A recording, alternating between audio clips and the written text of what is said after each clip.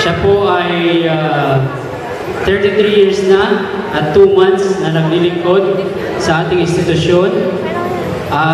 Napakatagal na panahon nang ginugol po niya sa education.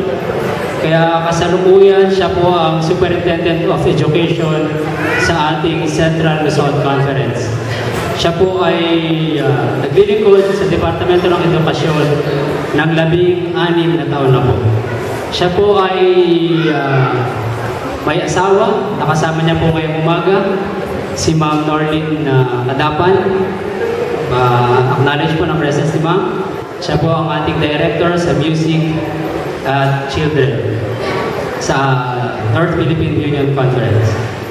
Ang ating pong tagapagsalita ay Tubong Antique at Iloilo. Ang kanyang pong mother ay taga Antique, ang kanyang father ay taga Iloilo.